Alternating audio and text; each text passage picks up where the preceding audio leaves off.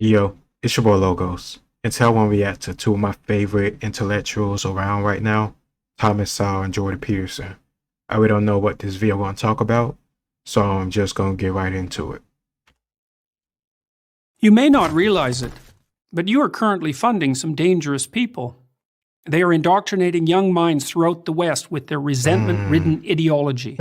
They have made it their life's mission to undermine Western civilization itself, which they regard as corrupt, oppressive, and patriarchal. If you're a taxpayer or paying for your kid's liberal arts degree, you're underwriting this gang of nihilists. You're supporting ideologues who claim that all truth is subjective, that all sex differences are socially constructed, and that Western imperialism is the sole source of all third world problems. They are the postmodernists, pushing progressive activism at a college near you. What he's saying is very, very true from my experience. I went to a big university, but I was lucky enough to skip the first couple years by going to a local college. But in my final year, I decided to take a history class, and just randomly, no reason at all, they threw in like trans and LGBTQ questions on like the final exam, when the whole topic of the class was like 17th century France, revolutionary France, where we're talking about Napoleon stuff most of the time. But then out of nowhere, we're going to modern times, and then we're talking about LGBTQ stuff. Like, I don't understand the relevance. That's why I feel like it's just an agenda they try to push. They produce the mobs that violently shut down campus speakers, the language police who enshrine into law use of fabricated gender pronouns, and the deans whose livelihoods depend on madly rooting out discrimination, where little or none exists. Their thinking took hold in Western universities in the 60s and 70s, when the true believers of the radical left became the professors of today. And now we rack up education-related debt, not so that our children learn to think critically, write clearly, or speak properly, but so they can model their mentors' destructive agenda. To understand and oppose the postmodernists, the ideas by which they orient themselves must be clearly identified. First is their new unholy trinity of diversity, equity, and inclusion. Diversity is defined not by opinion, but by race, ethnicity, or sexual identity. Equity is no longer the laudable goal of equality of opportunity, but the insistence on equality of outcome. Which is horrible. Equality of outcome, just saying no matter how much effort you put in, no matter how many people, we all get the same amount. And I think that's nonsense. And if you was actually in a situation where equality of outcome was the way we did things, you would hate it too. Imagine you working and the guy isn't doing shit, but no matter what happens or what you say, or how many people can obviously see him not giving a damn, he still get the same amount of pay or sustenance as you. It just doesn't make sense. And the diversity thing, that also very true. If you're a white person and you got an opinion that doesn't go with the majority of the people in your classroom or on your campus, you're called a racist or sexist, and you're asserting your white privilege. If you're a black man like me, saying the same stuff as him, they can't say those things, but they'll say you're a coon or you're not really black or all this other nonsense. I mean, Joe Biden had the fucking gall to say it on the radio show, and these idiots still voted him in. So are you really shocked? And inclusion is the use of identity-based quotas to attain this misconceived state of equity. All the classic rights of the West are to be considered secondary to these new values. Take, for example, freedom of speech, the very pillar of democracy.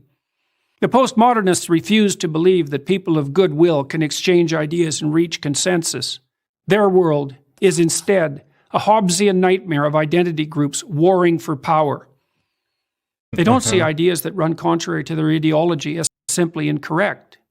They see them as integral to the oppressive system they wish to supplant, and consider it a moral obligation to stifle and constrain their expression. Second is rejection of the free market, of the very idea that free voluntary trading benefits everyone. They won't acknowledge that capitalism has lifted up hundreds of millions of people, so they can, for the first time in history, afford food, shelter, clothing, transportation, even entertainment and travel. Exactly. Those classified as poor in the US and increasingly everywhere else are able to meet their basic needs. Meanwhile, in once prosperous, I feel like he ran that off a little bit too much. We should try to make sure that people don't just fall into abject poverty, because it's not just going to affect them. Once you hit a certain limit or a certain point, even the people that are prosperous or happy or fine, their livelihood or their environment going to get changed by the people who are not, because they get angry and they might try to take what they think is owed to them by force. So I'm not saying just give people free shit, but at the same time, we shouldn't just let people exploit the system. Some people take what we have now with poverty and corporations exploiting people as an evidence of capitalism falling apart. I don't see it that way. I just simply see it as corruption. You're going to have corruption no matter what system of government that you choose to take. It could be communism, it could be socialism, it could be any form of Marxism, it could be capitalism, it could be anything you could think of. And it could be patriarchy or matriarchy.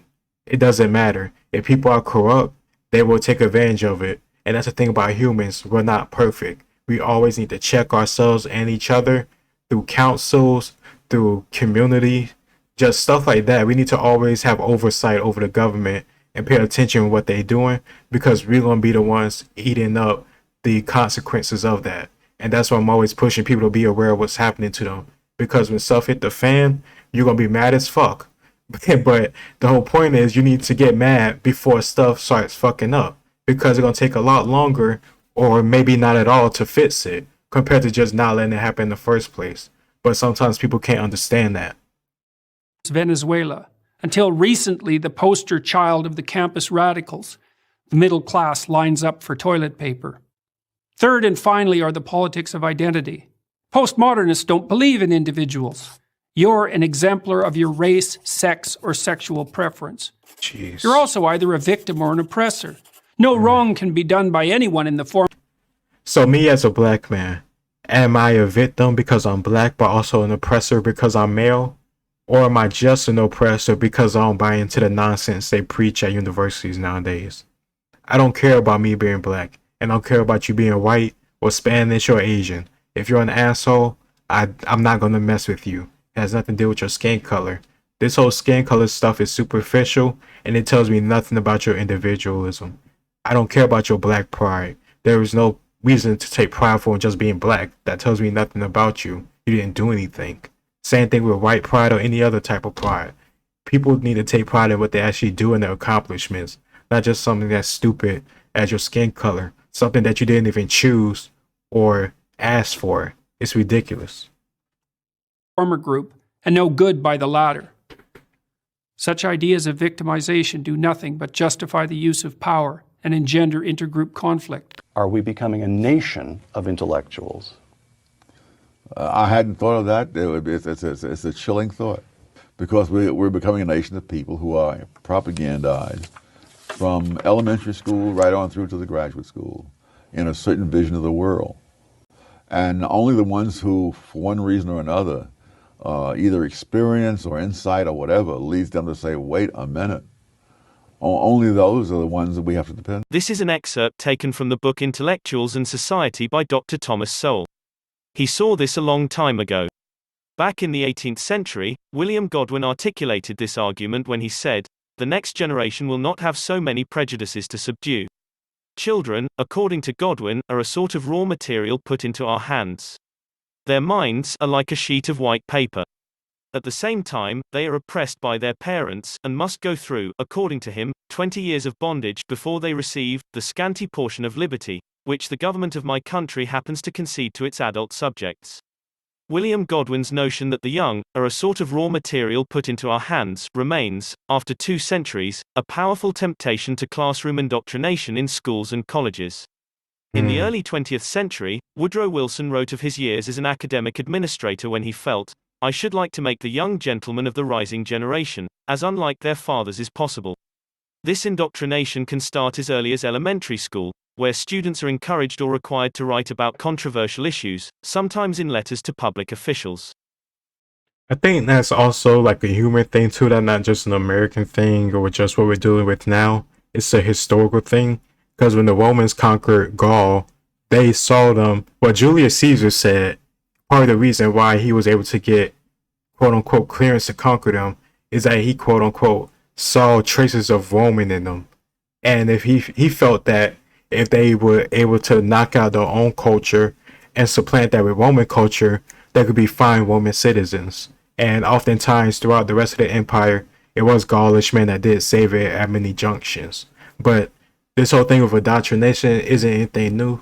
But the whole point is we need to study history and recognize these, I don't know, cycles or repeating cycles so we can call out before they get into power and cause damage. Because we don't need to go to war no more.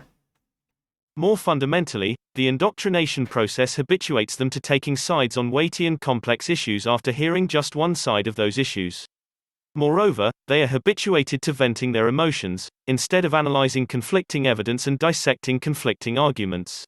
In short, they are led to prepackaged conclusions, instead of being equipped with the intellectual tools to reach their own conclusions, including conclusions different from those of their teachers. In many colleges and universities, whole academic departments are devoted to particular prepackaged conclusions, whether on race, the environment, or other subjects, under such names as Black, women's, or environmental studies. Few, if any, of these studies include conflicting visions and conflicting evidence, as educational rather than ideological criteria might require. One of the remarkable self-indulgences of contemporary educators in the public schools has been the introduction into classrooms of programs which systematically undermine moral principles that have come down over the centuries, and which children have been taught by their parents. These programs have usually been developed by intellectuals outside the field of education, extensively marketed by both commercial firms and non-profit organizations, and are often eagerly embraced by educators who have been taught in schools of education that their role is to be that of agents of social change, not simply transmitters of a heritage of knowledge. These programs have a remarkable variety of names and ostensible goals, one of the earliest names being values clarification, though other names have proliferated after parents and others discovered what values clarification really meant in practice and raised objections. The phrase values clarification is very misleading. When parents tell their children not to steal or lie, or engage in violence, there is no ambiguity as to what they mean. Ambiguity is introduced by programs which confront students with carefully crafted moral dilemmas, such as a situation where a ship is sinking and there are more people than the lifeboats can hold, so that decisions have to be made as to who is to be left to drown, perhaps beaten off when they try to climb out of the water onto a lifeboat that is already so full that it will capsize if another person climbs in.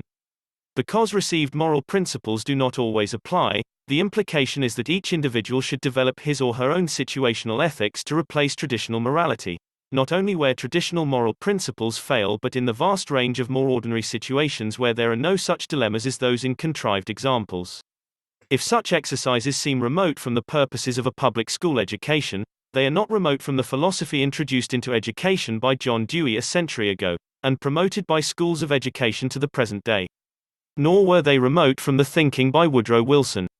Like so much in the vision of the Anointed, this view of education exalts those who believe in it, and so it is not simply a set of testable hypotheses about social events. Also, like other aspects of that vision, there is no price to be paid by its promoters for being wrong. However, larger price ends up being paid by individual students or by society at large. Values clarification has been just one of a wide range of high-sounding names for classroom programs to reshape the attitudes and consciousness of the younger generation. Other names have included effective education, decision-making, quest, sex education, and many other imaginative titles. Such titles are often simply flags of convenience, under which schools set sail on an exciting voyage in an uncharted sea of social experimentation in the reshaping of young people's beliefs and attitudes. The ever-changing names for these programs reflect the need for concealment or misdirection, since few parents want to be told that schools are out to undo what the parents have taught their children or to mold those children to be what third parties want them to be. To help spread Thomas Sowell's message around the world, please consider subscribing. You made a very good point about public education and well, I wouldn't say always indoctrinating, but it has a very heavy influence on your children because they're with your children all the time. And of course, it's going to teach them values and morals that you may or may not agree with. And because it's their teachers and because they have this connection and relationship with them, and you probably tell your children to go and trust these teachers because these teachers are certified, that you let them pump them full of stuff that probably or sometimes may not be true. And even nowadays it's worse. What Jordan Peterson said and Thomas Sowell said are really connected, because now it's even worse because the people who are indoctrinated now, like my generation, from age 20 to maybe like 35 or so, they are now teachers in public schools after they got indoctrinated in college over the past 10 years or so. And we think about the stuff that they learned, and now they're going to try to push that same ideology on 5-year-olds, 12-year-olds, 15-year-olds. It's really kind of like scary because these kids aren't your children. Focus on the education, focus on arithmetic and history and English. Don't tell them about your politics. Don't tell them about how you feel about gender. If you go on TikTok or you go on any social media, you could find these like liberals that are young, between the ages of like 24 to like 29, fresh out of college, and they want to talk about gender and all these other crazy stuff like that in the classroom with kids. That's not your job. Stay in your lane and focus on the schooling. Don't be nobody's parent, especially when you can barely take care of yourself. You can barely hold yourself together. So many of these people that want to teach children now were same ones breaking down when they had somebody debate them who didn't agree with them about gender or oppression or race or any other of this stuff. Just be careful who you have educate your children. If you can afford and do homeschooling, then I see no problem with that. That's something I want to try to do myself, honestly. But it's up to you. You're the parent, so take control of what these people say to your kids. It's your boy Logos, and I'll talk to y'all next time.